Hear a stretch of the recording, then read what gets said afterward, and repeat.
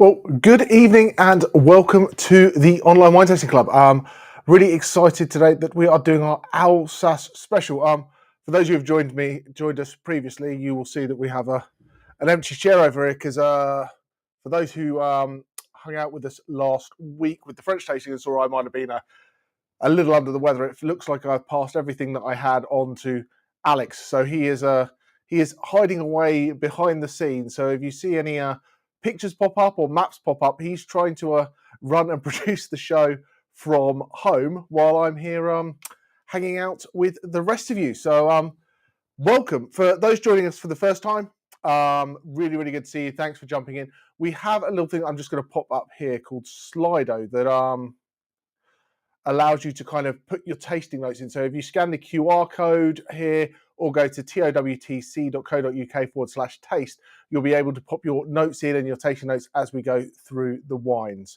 But yeah, for tonight, a massive thank you to not only the Wines of Alsace, but also Emma Wellings PR for helping us put this together. It's really a little bit about what we've always wanted the club to be. I was lucky enough a couple of months ago to get taken on a press trip over to Alsace to go and taste the wines, meet the people.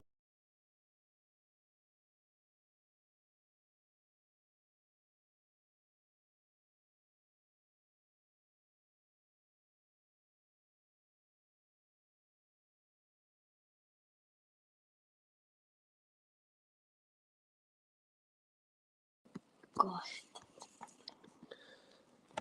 Good evening, everybody. I was hoping not to be joining you, but it looks like Jamie's computer has crashed. So I think just to continue what Jamie was saying, this has always been the way that we wanted to do things, to go and visit and see the place, and really try to bring it to life. And it's been great to have a bit of help from the Wines of Alsace people, both in terms of taking Jamie along and letting him taste through quite a lot of different wines, so that was a great opportunity for him to see the place as well. And it's a place that I've been to and really fell in love with, and we had such a wonderful time out there. It's just a great place to go and visit.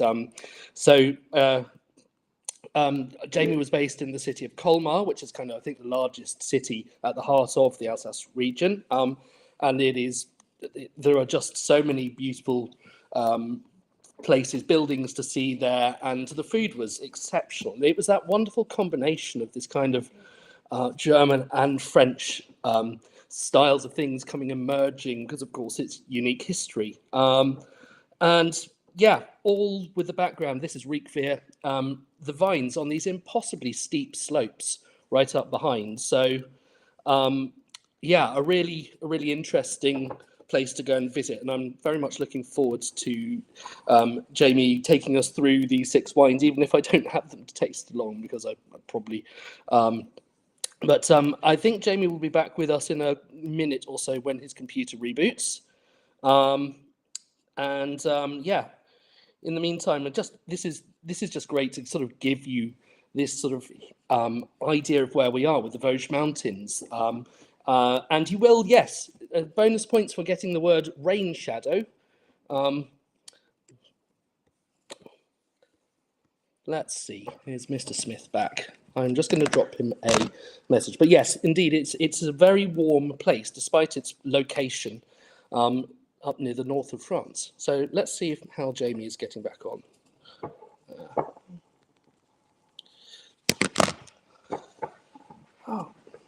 Okay.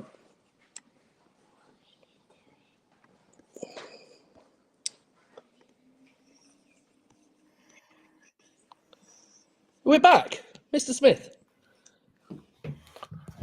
There we are. Sorry. Bonjour. There we go. Hands. Sorry about that. I'm going to disappear now as well. I've just said it's pretty and shown a few pictures from my honeymoon, from our holiday. Fantastic. Am I back in, Mr. Taylor? You are, yes. Fantastic, and you can hear me. Lovely. So my apologies for that. The joy of modern technology. We set it up and then it decided it wanted to shut down and reset with no warning. So I'm guessing Alex has kind of talked a little bit about Alsace, but the joy of being there was absolutely fantastic. But because we've had a little bit of a delay, I think it's very important to get wine number one into the glass. So that is what we are going to do. So the idea tonight was to do six wines, six different grapes, because Alsace, I think sometimes you think, oh, it's just going to be Riesling, Gewürztraminer, and the kind of the noble grapes that we expect. But we've got lots of different things that can that we can do, and having this Chasselas is just kind of an idea for the first thing that we can kind of pop in. So the Slido's just going to come up now because the joy of a reset means you've got to put everything back up again. But here it comes.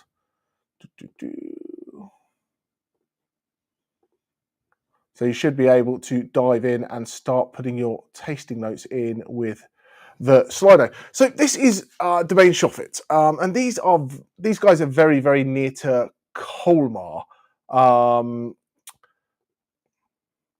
So if we're looking at Alsace, Colmar's kind of in the quite central.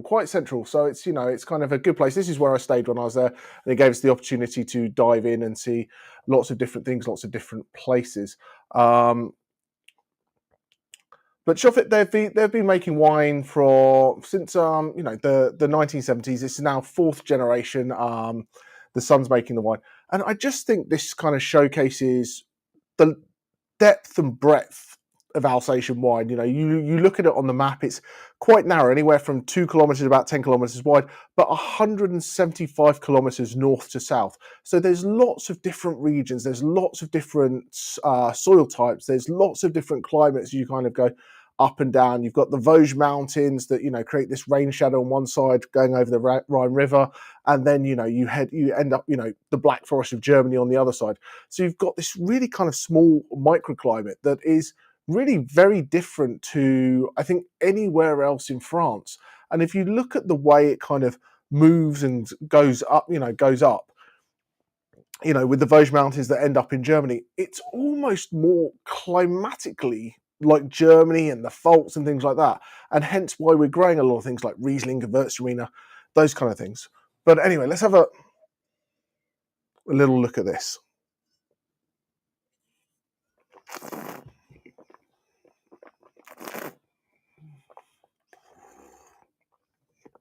Yeah, there's a great thing in that lovely mouthfeel. It's got this beautiful richness. It's got this appliness. It's got this textural thing to it. And for me, it's an interesting grape. And there's people talk about where it comes from, and there's lots of different stories about Chasselas. Some people think it's Swiss, and there's a lot of Chasselas grown in Switzerland. Some people think it's a clone of other things there. And there's also stories that date back to, there's pictures on walls in Egypt 5,000 years ago that they think is relating to Chasselas. So it may well be one of the oldest grapes we have that we're aware of. But yes, I just think this, for the first wine of the night, it's light, it's fresh, it's got some lovely texture, and it's a good bit of drinking. Food wise, once again, we've got the chat. Pop your comments in the chat. But I think this is that cheese fondue, that you've got that richness, you've got that the richness of mouthfeel will go with the cheese, with the acidity, with the freshness. I think it's absolutely beautiful.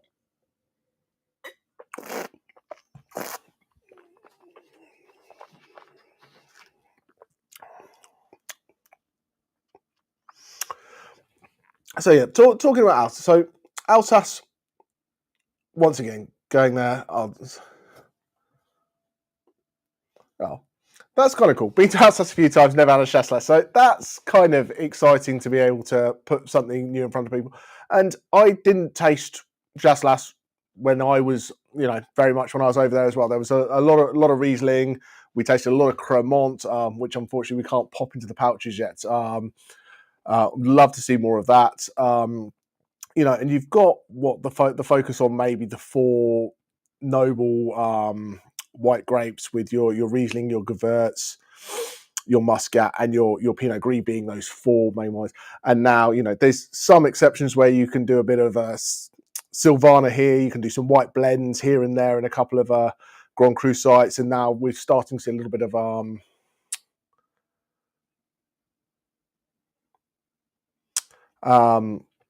Pinot Noir in certain Grand Cru sites. So Alsace, let's do a little while we're still on wine number one, and we're getting just a little bit of a history lesson. It's really it's an old region. It's got a lot of history. It's been backwards and forwards. It's been German, it's been French, it's been German, it's been French again. But vineyards date back to the 1400s. And it was 1962 when they joined the rest of the French AOC system. So up until 1962, they kind of did their own thing, doing what they're doing. Joined the AOC system in 1972. It was put into place that all wine to be labelled appellation origin contrôlée Alsace had to be bottled in Alsace, and you'll see Alsace wines. The AOC bottles are in these tall, skinny flute bottles, and that is the rules and regulations. Hence why you don't see any bag-in-box Alsatian wines, because it has to be packed to be AOC Alsace into the flute bottles. Then as it built and built and built, they created their Grand Cru system, which came into effect in 2011. So in winemaking terms, it's a relatively new system. We talk about Bordeaux and we go back to the 1855 classifications. There's not masses and masses of age on this classification system. So I got into wine in the early 2000s, so that didn't exist when I was first into wine. So it's another set of things we all had to learn and get excited about and go from there. So anyway, let's have another look at the tasting notes. Once again, it's a fairly straightforward wine. Apple, pear, cream, rich, bit of quince in there. But I think it's just a nice, fresh, easygoing wine to start the night off. And food-wise, we talked a little bit about cheese fondue and all that kind of good stuff. So let's head on to wine number two as things become more and more interesting.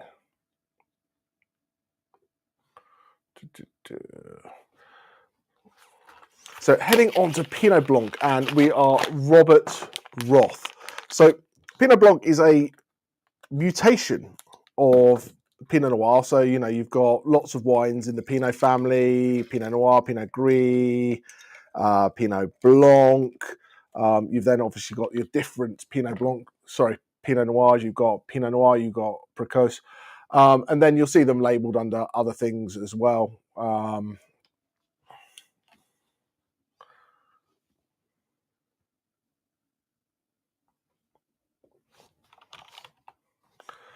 So other things as well, Frau Burgunder, so you have the same grapes, but labels different depending whether it's French, Swiss, German. So sometimes you'll see things labeled and you won't know kind of where they're from. Give me 1 second. I'm just trying to pull some slides up here.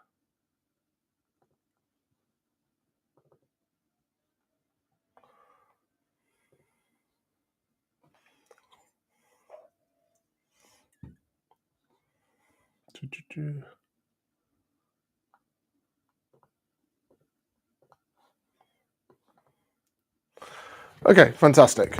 So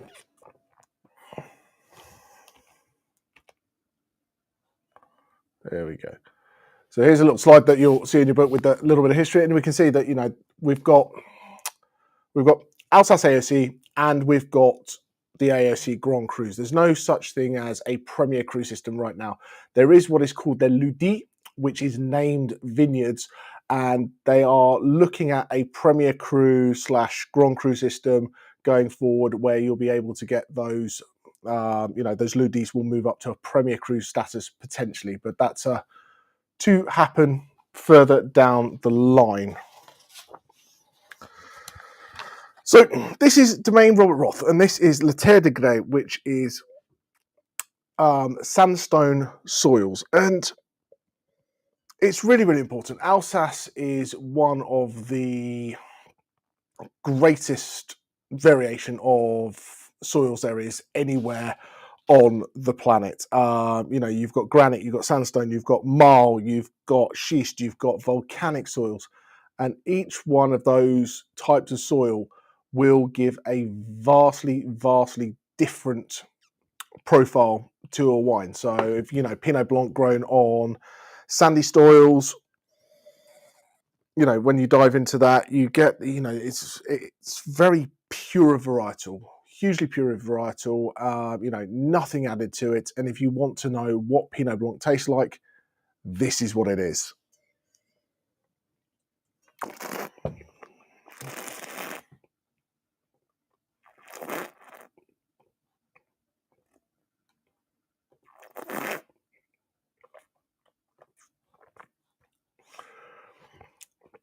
Starting to get a couple of tasting notes in, a little bit of peach, a little bit of salinity.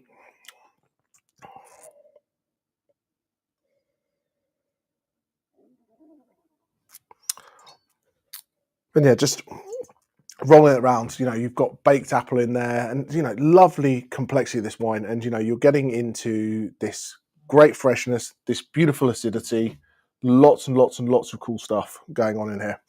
But yeah, so this is in the south of, so you go south of Colmar down towards Tann, so kind of in the southern gates of Alsace.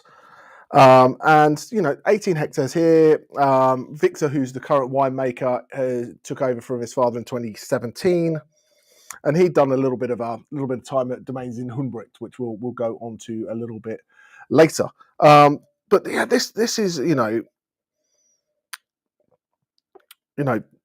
they're looking at biodynamics, and a lot of Alsace is about organic grape growing and organic methods, which I think is absolutely fantastic for the region to do that. But also, it's a very, very hard to grow biodynamically and organically when you've got such weather pressure in there. There's lots of rain, it's hugely wet, so you can get a lot of mildew, powdery mildew, rot, all that kind of stuff. And we were sat in a vineyard, and they were harvesting Pinot Noir, and they'd had some disease come through. And what they'd had to do is they had to go out, and they'd gone through and picked what they could, and they realised that wasn't good enough for their top level wines. So they put it into a base level wine, and then they're going through again with what was left to cut through the rot and take bits off. So they've had to go through twice, double the labour to get less wine out, to make a potentially lower quality wine. Well, maybe not lower quality, but not in the same, top premium level that they'd name.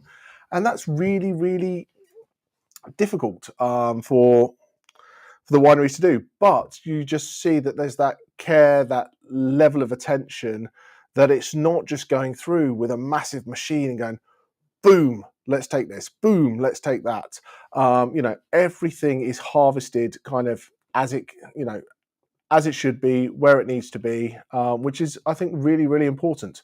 And a lot of Alsace is, it's really about the people. There's 13th, 14th, 15th generation families there that, it's not a bunch of big conglomerates. It's not, a load of people just going, oh, I fancy making some wine now. It's years upon years upon years of know-how, family know-how, and history and tradition and food and culture. And yeah, no, absolutely. As we just mentioned, Kathy, disease pressure is really, really high, and the weather can turn on a knife edge. It's absolutely insane that it can be bright sunshine, and you can see the fog on different mountains, and it could be raining on one hill, not on the other. And if the wind changes, it becomes an absolutely whole different world.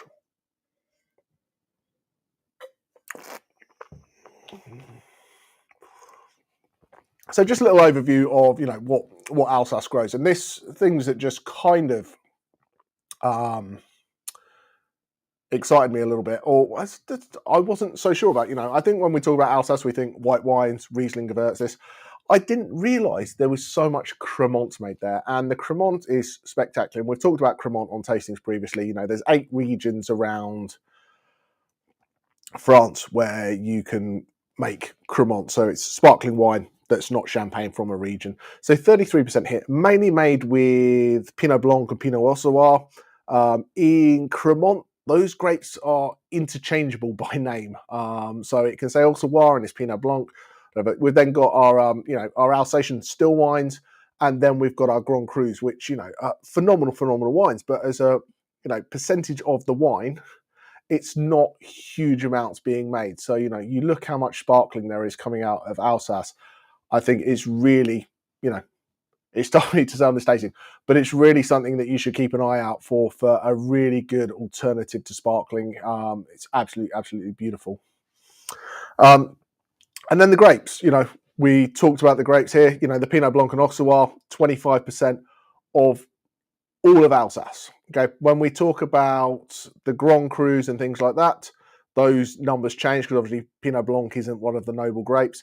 But across there, Pinot Blanc is big because there's a lot of Cremant being made.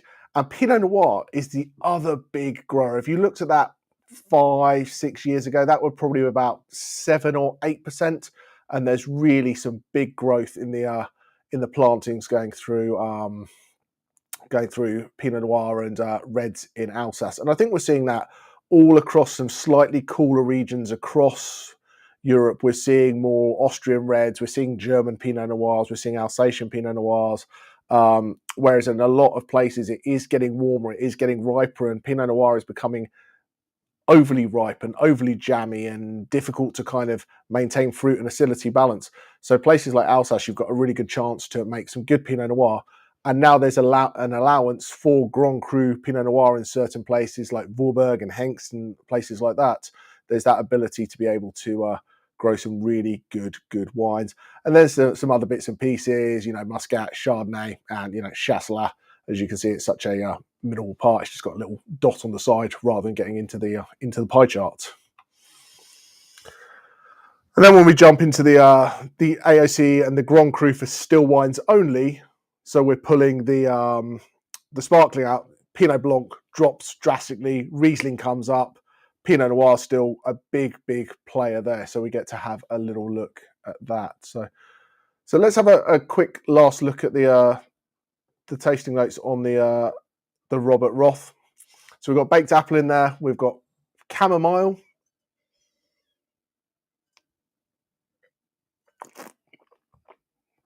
We've got lime, we've got apple, lemon, salinity. Some really good stuff in there. Some really good stuff. Oh.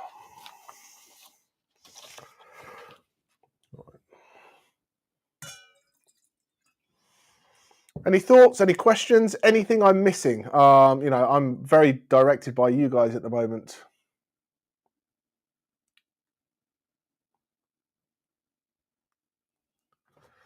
Oh, the slurping is louder than usual. My word, I'll have to move my... maybe I'm enjoying it too much. I'll need to move my microphone down a little bit. Oh.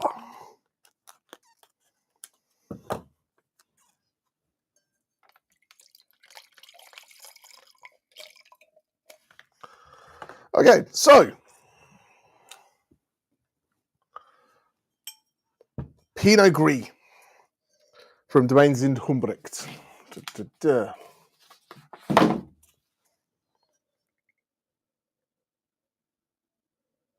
So these original plantings for these, 1963 is when these vines were planted. So you've got some very old vines here, some massively weighty, concentrated fruit, some beautiful texture. Let's move your tasting notes on for you quickly. There we go.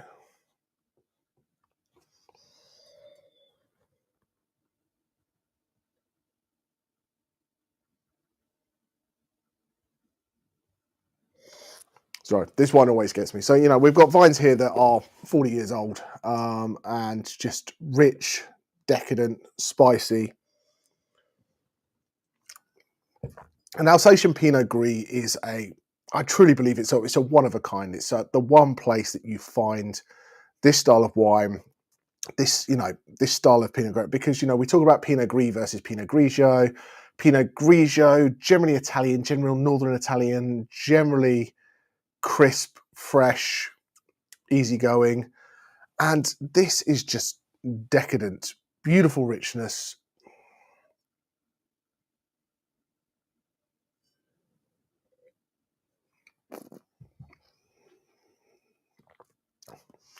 And this is coming out on volcanic rock. So when we talk about volcanic rock, you get a wine that is a little bit more smoky, a little bit more kind of salinity, a little bit more textural. And there we are, that racing high acidity. It's almost eye-watering. It's that catch you in the back of the mouth acidity, this lovely freshness, this beautiful texture. It's a wonderful, wonderful, wonderful bottle of wine. And Zinhundbrückt are I want to say, when you want to go quintessentially what Alsace should be about, if you want to blind taste what an Alsatian wine from a particular grape or a particular style should be, I think this is it. If you want to have quintessential Alsatian wine, if you want to be in that kind of blind tasting of this is Alsace, what it can be, how good it is, these guys are the people to look at. And they make all the styles. One of the first wines that I had from them was one of their vintage tardives, which is the late harvest wine.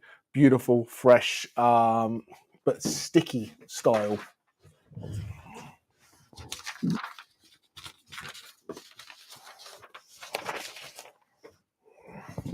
And as we said, as we're getting further in and more complexity, the tasting notes are building. There's more, there's more notes. There's more kind of, when we talk about WSET, there's more of the clusters. There's more bits and pieces going on. There's more things to see.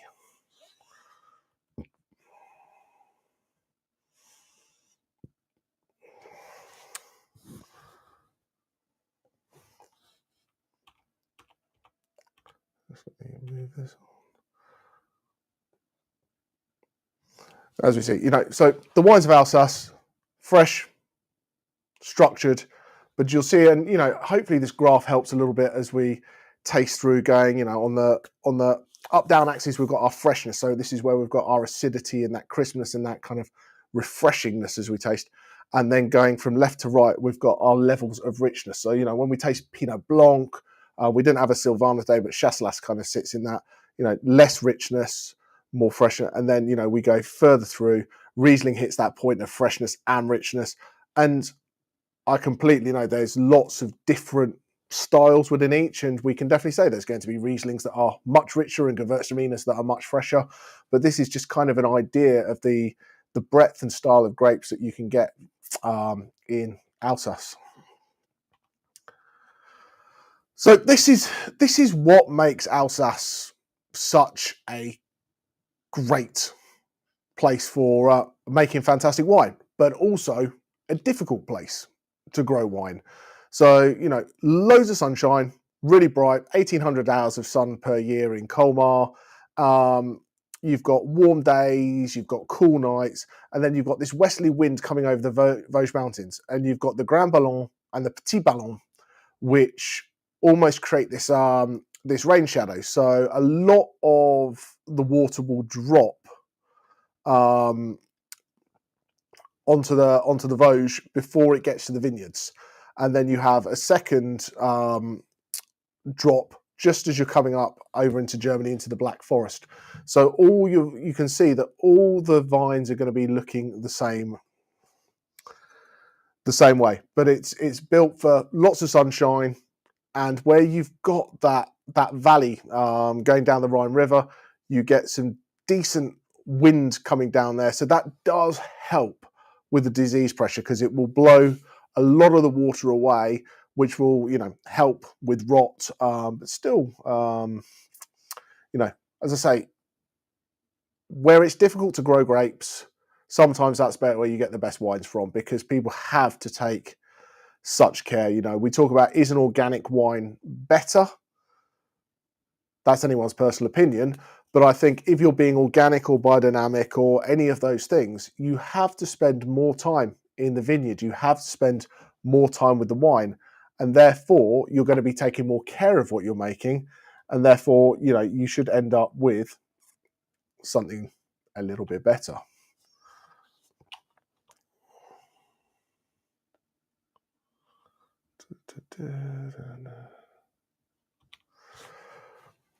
So, yeah.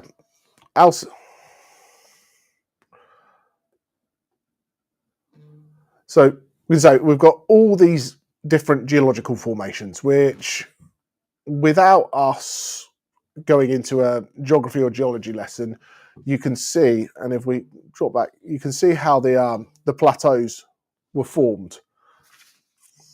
Dropping down, the Rhine River came through the middle, and we've got all these layers on the mountainside, onto the river, and then back out to where the Black Forest is. And, on the edge of the mountains, we've got granite, we've got volcanic, we've got sandstone.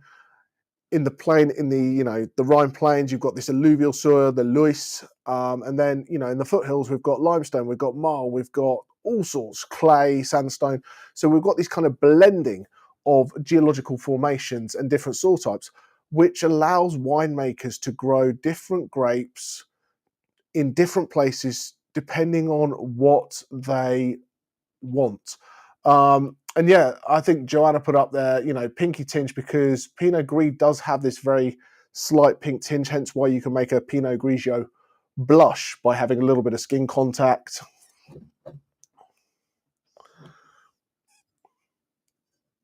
And I just think, yeah, it's got this oiliness, this petroliness, but it's an absolutely decadent wine. Let's have a look at the tasting notes.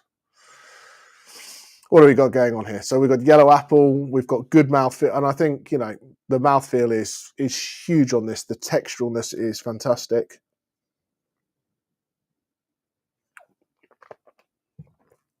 So there were styles called Tocco Pinot Gris. They were generally some of the slightly sweeter wines, because it was based on the Hungarian style. It's very interesting, how wine names have changed, that they were called something and then they got changed because they were copying a style. You walked around California and you had Burgundy, you had Chablis, that was nothing to do with Burgundy or Chablis, but it was grown that way. Champagne being grown in other places and other regions.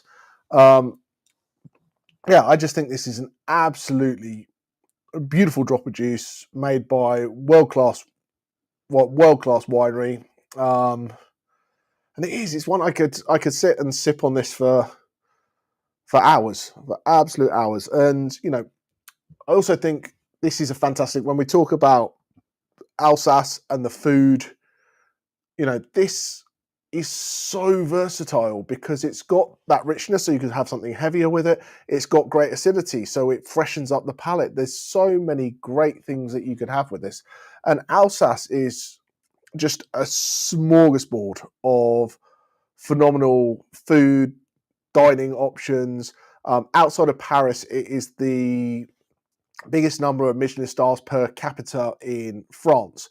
And and so many different styles of restaurant. We had everything from pretzels and cheese board to Michelin star fine dining to kind of classic tavern, big slabs of meat, stews. It's just, and I think because it's this kind of, North to South Europe, it was a very important trading path down the river, that there's been so many different cultures have gone through in its time, that it's kind of made its own culture out of all these different cultures, which I think is absolutely wonderful.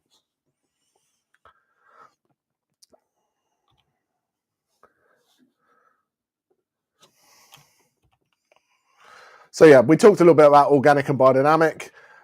36% are organic certified and 8% biodynamic. And you look at that compared to the rest of France, which is just over 20%, is absolutely massive, especially with, talking about the disease pressure that we have there. And this is the ones that are certified. There's lots of people who I've spoken to are in, organic conversion right now, or they've organic practices as close as they can be. So there is so much, not only the people that are ticked off and signed off as organic certified, the amount of people that are just, green farming, sustainable farming, all that kind of good stuff. So just a little bit here. We'll talk through this slide and maybe the next one, and then we'll get on to the next wine. Otherwise, I'm going to be talking too much and you're not going to be drinking enough, and then that's not going to be great. But if we look at how we break Alsace down, we've got AOC Alsace, which is Alsace.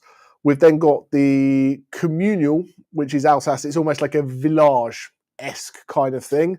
We've then got the Ludi, which is the named vineyards. And then we've got the Alsace Grand Cru, of which there's 51 Grand Crus. And then you've got the SGN, Selection of Grain Nobles, the Vintage Tardif, which are their separate little thing. And then you've got AOC Cremant d'Alsace, which we talked about. And a phenomenal set of wines as Cremant, because, we sat at Catan and we tasted 31 different Cremants. And you would think, holy moly, that's far too many sparkling wines to do back to back to back to back. But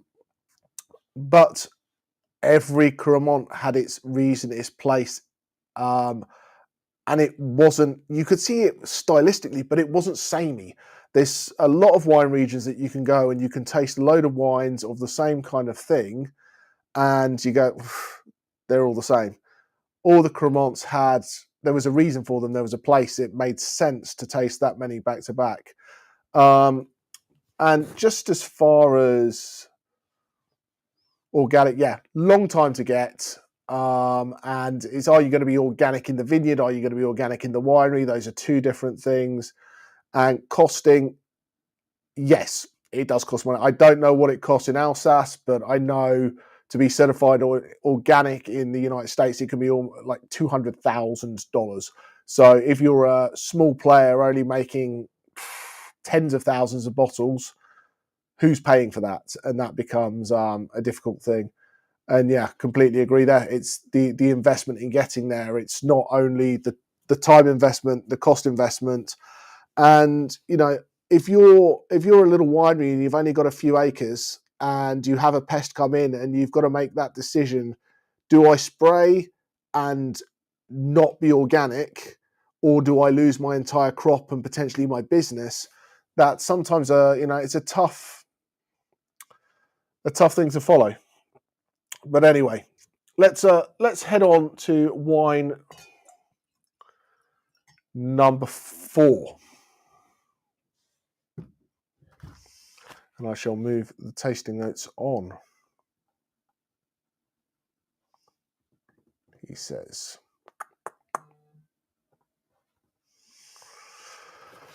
okay, so this is Domaines Schlumberger, and this is their Grand Cru Riesling from Sering, which is the C ring.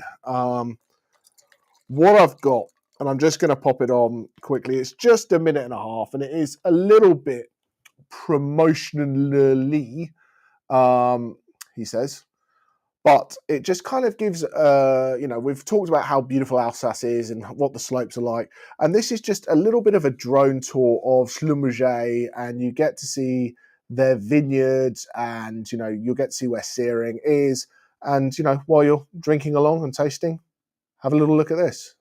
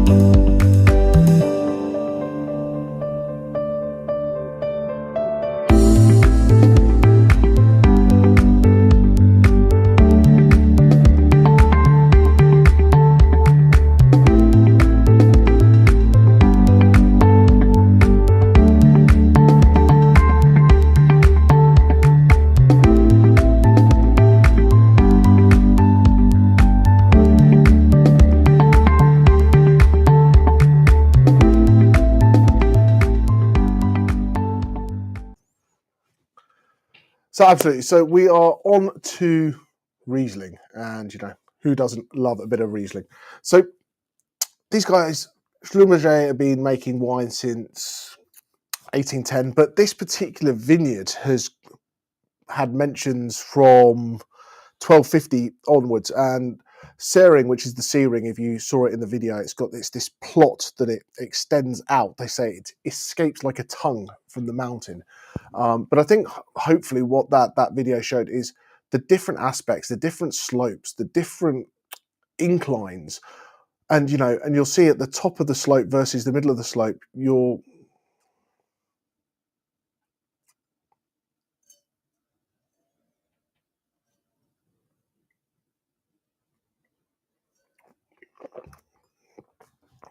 um, you're going to have all these different soil makeups and these rock beds, and so this really showcases this Christmas, this freshness. Absolutely beautiful, beautiful, beautiful wine. So with it being Grand Cru, everything is hand picked. It's whole bunch pressed.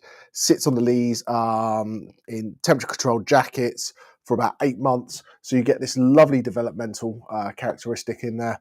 Absolutely, absolutely delightful, delightful wine. And once again, it's another phenomenal food wine. Another phenomenal food wine.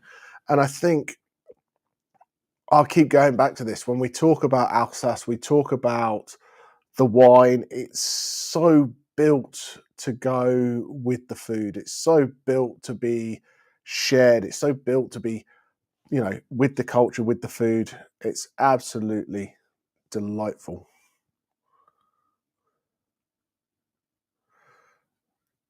Okay.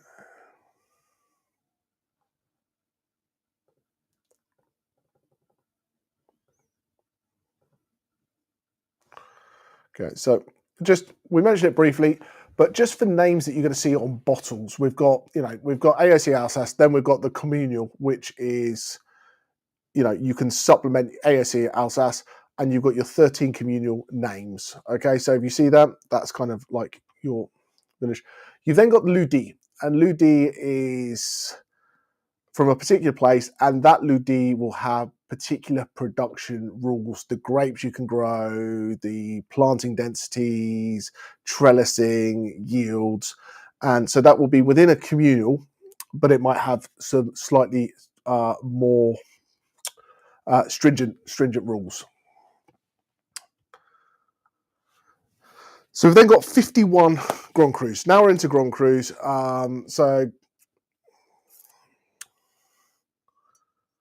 So kind of started in the 70s, but in 2011 is when the Ludis were recognised as their own appellation. So it's 5% total surface area, is about 3% of the total production Alsace. So not huge amounts. And I think sometimes we talk about wines and we talk about Grand Crus and Premier Crus and the top notch wines that we're lucky enough to drink sometimes.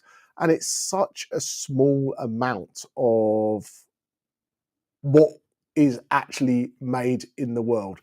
So we talked a bit earlier, 4 noble grapes. You've got Riesling, Muscat, Pinot Gris, Gewürztraminer, and then you've got some exceptions. So you've got Pinot Noir that's allowed in 3 Grand Cru sites. You've got Silvaner on one, and then blending and some co-planting is allowed on a couple of other sites. But I think we're going to start seeing more Pinot Noir being allowed in more areas. So, and this was, we're looking at 2005, 2007, Zotzenberg allowed Silvaner, and then much more recently, just this year, in fact, in July, Woolberg was allowed to have Pinot Noir as its Grand Cru. And before that, it would just, there was a lot of wineries who were growing Pinot Noir in Woolberg, and they just put a V on it to go, it's Grand Cru, but it's not, because it was still in the process of being Grand Crued, if that makes sense. And yeah, it's the wines are just, you can do so much with them. They're aromatic, they've got richness, you can do lots with them, but they will age as well. You can drink them now, But you can leave 10, 15, 20, even 30 years on some of the Riesling, some of the Gewürztraminers, things like that. So there is a wine for every occasion. I like that, mouth-wateringly good.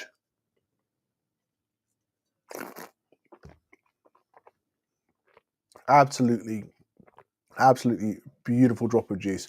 And yeah, I've got a couple of bottles from 2003, 2004 of this wine, and I've held on to them for far too long. So I think it's time to get them opened up. Let's have a little look where we are with the tasting notes.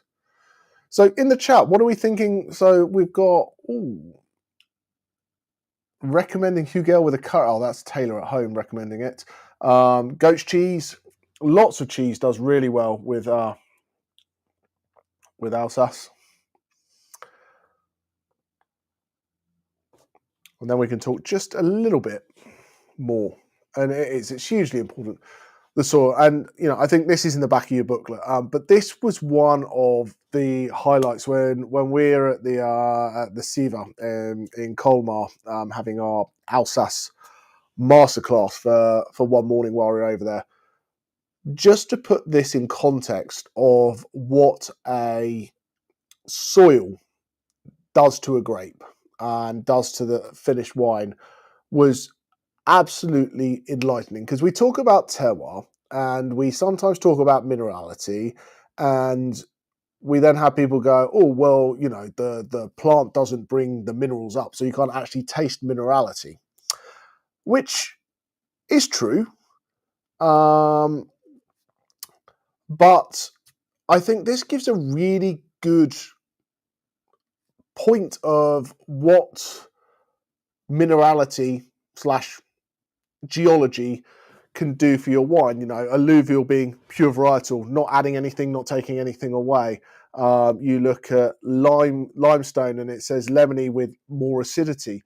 So it's not so much that it's adding these things, but where the grape has to strive more for water or has to work harder for nutrients, depending on which soil, which structure it's in, you're going to end up with something different, and you'll have the same winery planting on these different soils with the same grape, the same potentially similar winemaking techniques, and being able to create something vastly different.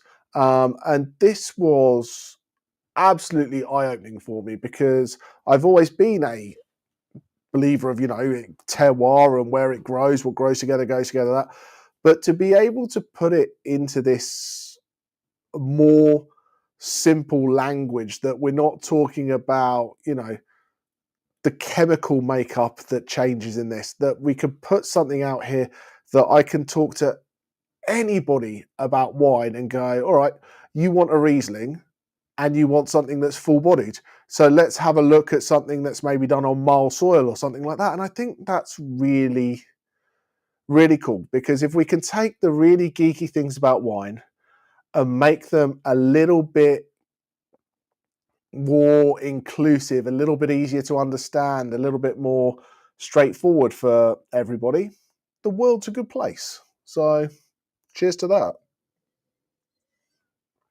But yeah, loads of great tasting notes here. Unripe pineapple, lime, citrus, apricot, sharpness. And I think what's really important about this is this acidity, and it's got a little bit of age on it. It's 2021 vintage, so 3 years of a white wine hanging out in a bottle. What they use, and I don't know if you'll be able to see it on the bottle, is they use in Alsace sometimes the International Riesling Foundation.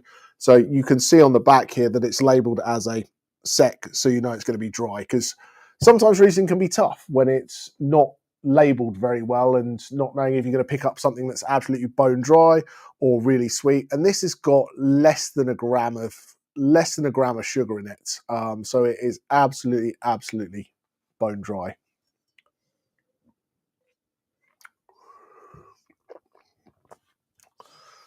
Fantastic. So let's move on, he says. There you go. Just like that. Good job I've got the man at home. Right.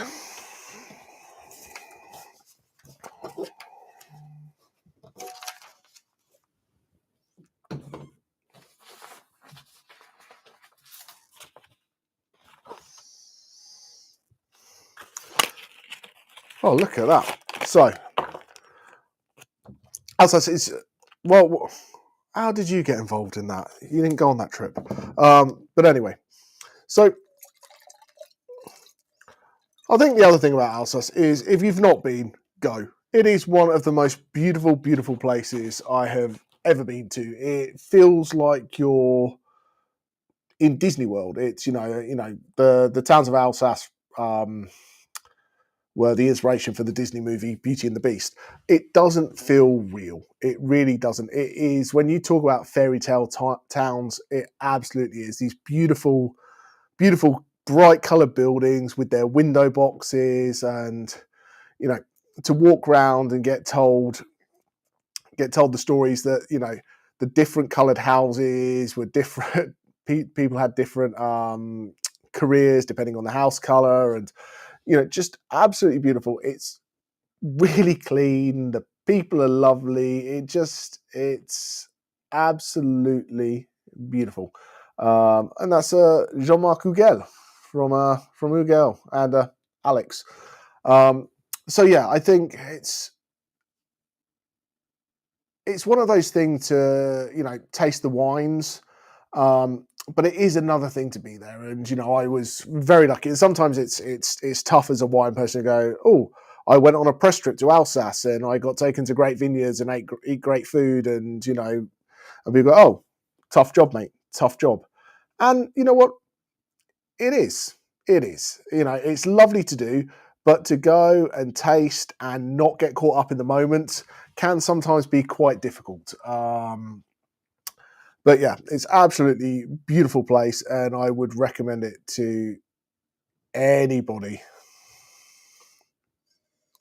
So, moving on, we are heading to Gewürztraminer town. And where's my Gewürztraminer?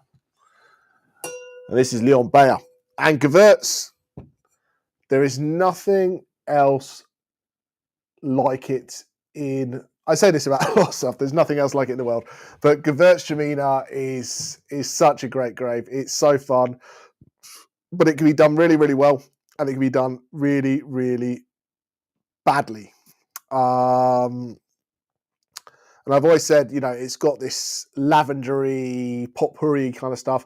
And when it's overdone and it's done badly, it smells like that bowl of potpourri that was in your grandmother's living room, sat on the coffee table, that was overpowering and made your eyes bleed. But when it's done right, it's absolutely fantastic. So these guys, they're based in Sulzel. So that's just really basically about as far south as you can go in Alsace, and they're on sandstone and limestone, and that's the last little bit of it at the bottom of the Grand Ballon, which is the hill we talked about that kind of creates the rain shadow that protects Alsace from the weather. Let's move tasting notes on so people can get involved. There we go.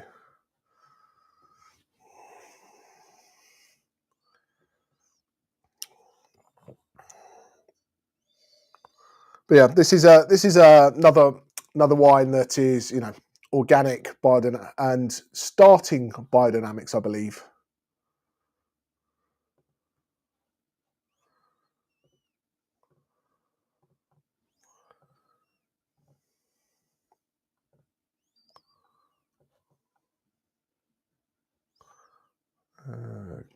Come on.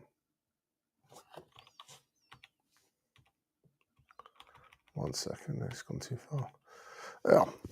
So Gewürztraminer. So what's cool about Gewürztraminer? So Gewürztraminer started as really Traminer in Italy, and came into France, and a lot of people in Alsace were drinking Traminer and going, There's not much about it. It's light, it's easygoing, it does what it does. It's got this little bit of spice to it, but not too much. So they kind of went through this whole crossbreeding to get the spiciest and the spiciest and the spiciest and the spiciest and the spiciest and the spiciest to get this super spicy traminer, which became called Gewürztraminer, for spicy harvest or herb harvest. So a spicy traminer. And yeah, Finn there, just that on the head. That's exactly what it is. Rose petals, lychee, mango, apricot. It's got all these tropical fruits. It's got all these dried petals. It's got all these great flavors to it. And what I love about Gewürz is every time you go back to it, you're tasting something else. There's always something new in there. There's also always a new level of complexity.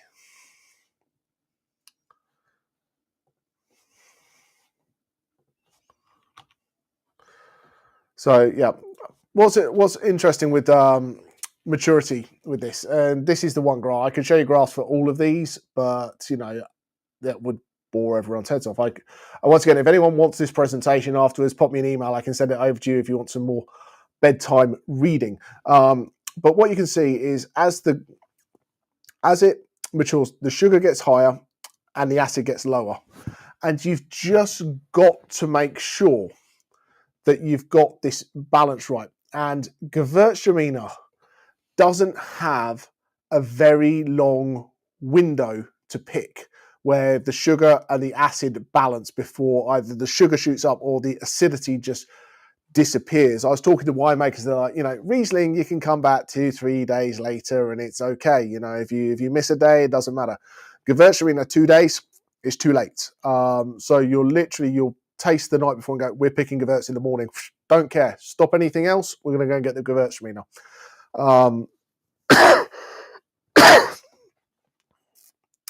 So yeah, really, really finicky grape in the garden. And yeah, absolutely. And without the acidity, and even yes, acidity for aging, but even without the acidity, all those kind of tropical fruits will become overbearing and flabby and not it's you've got to have that acidity to bring everything together. And once again, it's between Alsace and Germany. It's a grape that just everybody should love, but it's got to be done in the right place. You need lots of sunshine. You need those warm days, those cool nights to keep acidity, and you've got to spend a lot of time looking after your grapes. You can't just go, there we go, see you later. Gewürztraminer, it's like Pinot Noir. It can be very, very fickle. And once again, it makes lots of styles. You can, similar to Riesling, you can get the very, very dry styles. You can get the very, very sweet styles. You can do, everything in between. And I think this is something that we need to consider, that anyone who's new into wine tasting might pick this up and go, oh, that's quite sweet. And Gewürz is a good teaching tool for the difference between fruitiness and sweetness. Because if you look at these tasting notes and you weren't a wine person, you would go, this is sweet wine because it's pineapple, it's mango, it's honeysuckle, it's passion fruit. It's all these sweet things. But it's the balance that the wine smells sweet and is fruity, not sweet.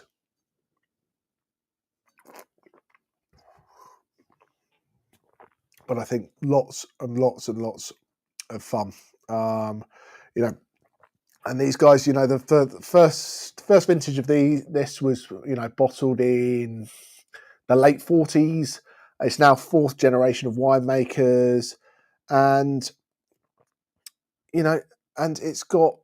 they've got lots of different localities. So they're in lots of different communes where they're growing and then bringing stuff together. And they do make the communal wines, but they bring a lot of stuff together and then they can blend and do what they want to do to create, that quality of wine that they're looking for.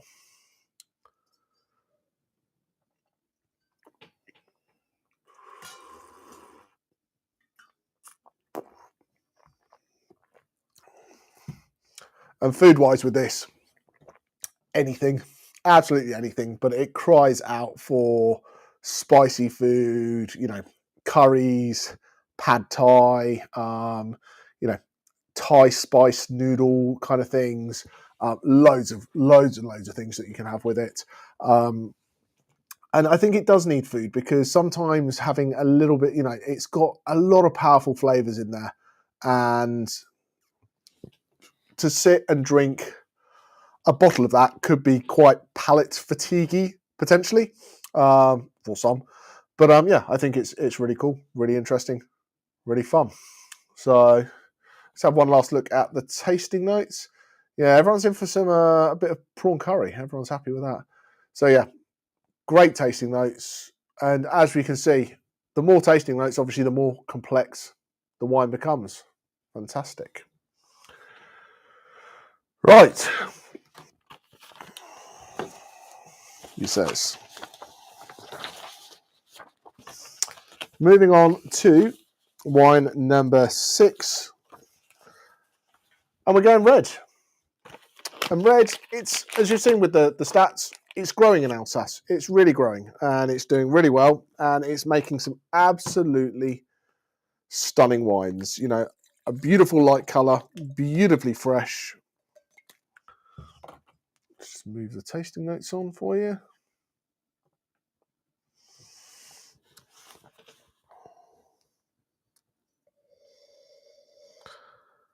So, Charles Fry, and these are a Swiss family, and get them sent up in Dubsville in the 18th century.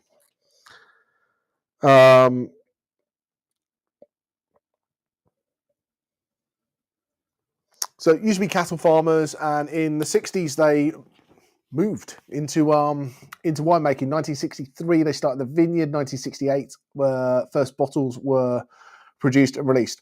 But I just wanted to showcase this to go how great Pinot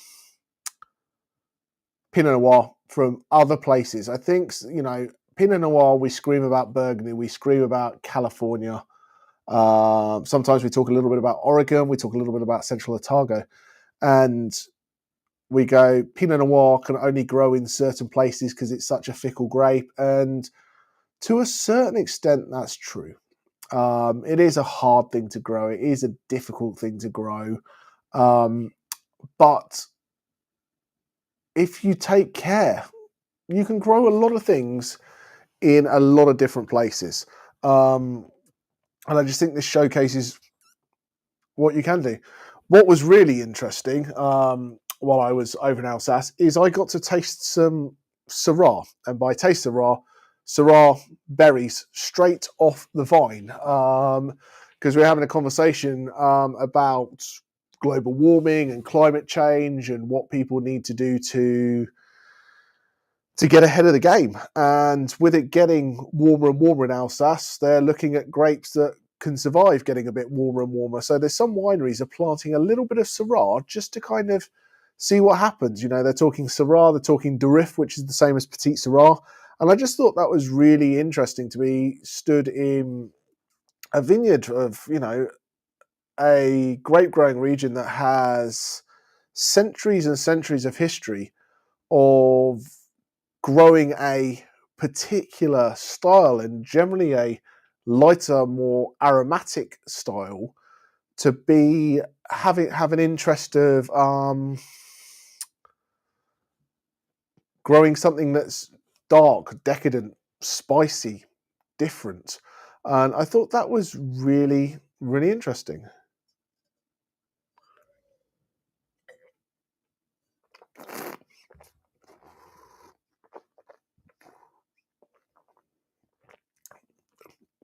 With Kathy's note there, I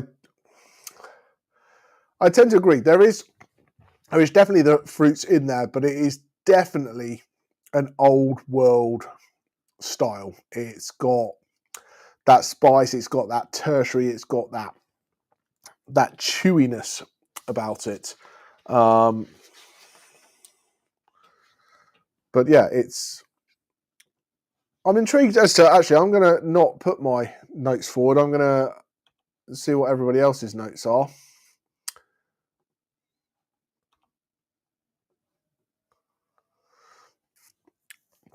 So yeah, so it's the only varietal in Alsace that's allowed to make AOC Alsace. So I think what's important to mention with AOC, so if you're in an AOC plate, you can grow whatever you want. You just can't label it as Alsace. So it would just be an IGT, Vin de France kind of thing. So that's why they can grow a little bit of Syrah if they want to. But yeah, raspberry. And this is another thing. You can serve it slightly chilled. If you like to, and I've had this both chilled and room temp, and I think it depends what you're doing. I think if you're eating, you probably want to have it a bit more towards room temp, and if you're just sitting and having a glass, I would quite happily, have it a little bit chilled. I say that and look out the window and go, it's cold and bleak and dark, and it's nearly December. But you do get a little bit of a rosé in Alsace. You get a little bit of rosé sparkling as well.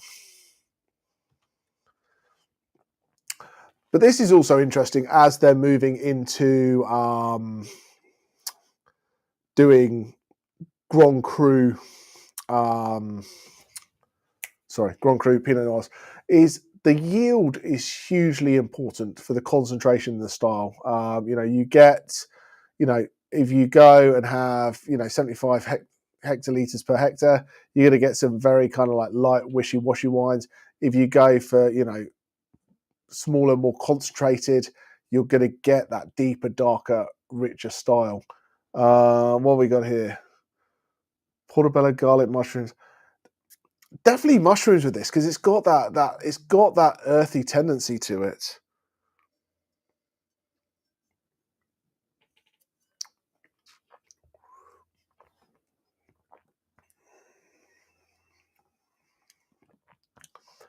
But yeah, if we have a little look at the tasting notes here, if Alex can get rid of the picture.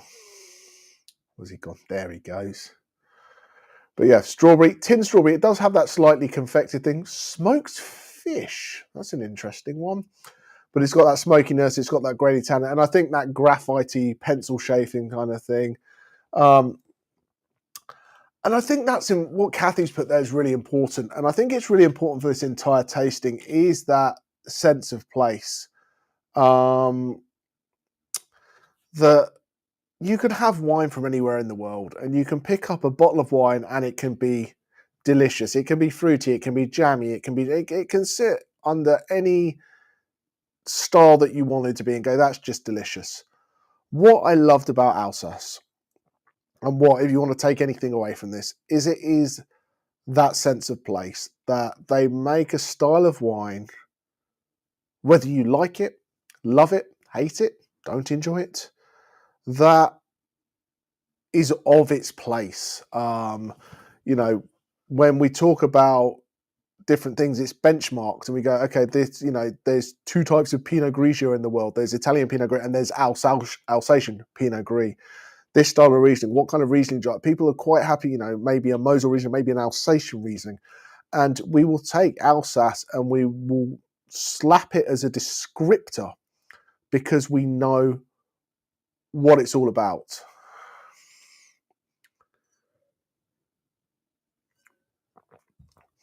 And yeah, I think it's an absolutely wonderful place. And yeah, really, really, really excited. Let's have a last look at these. So yeah, strawberry, cherry, spice, all that kind of good stuff. Right. He says. Right, so as even though it's a standalone and it's not part, we're gonna have a little Alsatian quiz. So for those who want to join in, get your name in. 6 quick questions about Alsace. If you win, you can have a free tasting for next month, or send a free tasting to a friend. That's what we like to do. I'll give you 30 seconds to get in. If you've got any, and then we're going to go to the wine of the night, and then I'm going to summarize and leave you on this lovely Tuesday night to continue your day. So if you've got any final thoughts, any final questions, anything that I've missed, anything you're desperate to know about Alsace that I've not covered, please dive into the chat and give me a shout and go, that was good, that was bad, that was indifferent, I loved it. Sorry if the camera, people said the camera has been a bit shaky today, which is not ideal. So my apologies for that. If you want the tech sheets, if you want the presentation, happy to send that to you. Do you guys like a presentation along in the back like that? Because if you do, we'll get Alex to work on his PowerPoint presentations while he's at home for the next couple of months. But anyway, 10 seconds and we're going to be in 10, 9, 8, 7, 6, 5, 4, 3, 2, 1. Here we go. So just these are people who've been paying attention. So what year did Alsace join the French AOC system? 82, 62, 53, or 2011?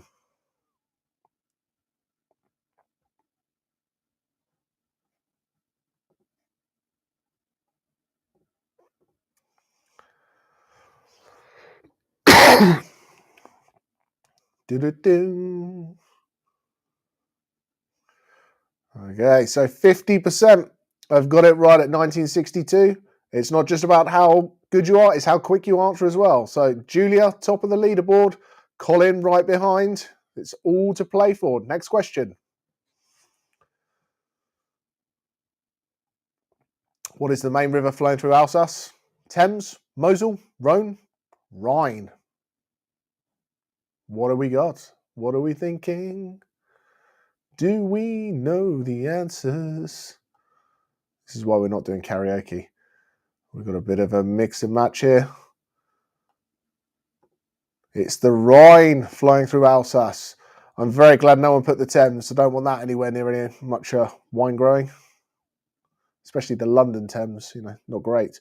Okay, Julia, Colin, it's close, it's close. It's all down to time. Cremant Alsace makes up roughly what percentage of total production in Alsace? 22, 33, 44, 66%.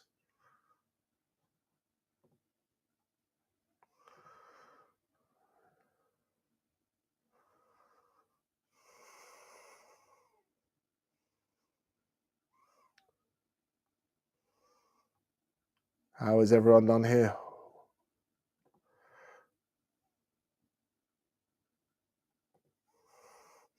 Oh my word, typo. Right, I will adjust that because the answer is 33%, so I'll adjust that. So Julia, still in the lead. Which of these is not a noble varietal? Pinot Blanc, Riesling, Muscat, or Pinot Gris?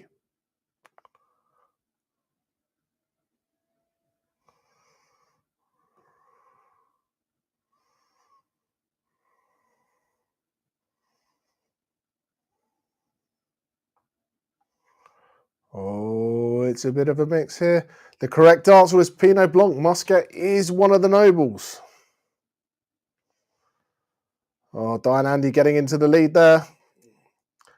And what does SGN stand for? Some great nuttiness, selection de grand nobles, super gorgeous nuances, or stupid gibberish nonsense? I know which one I think it is.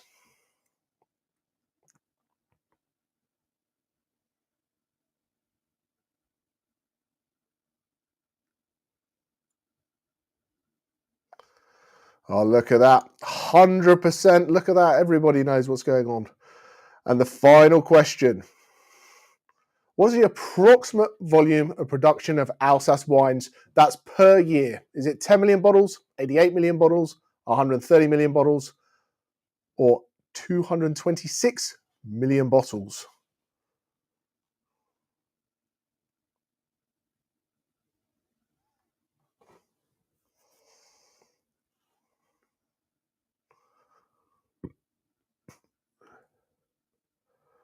Oh, it's across the board here.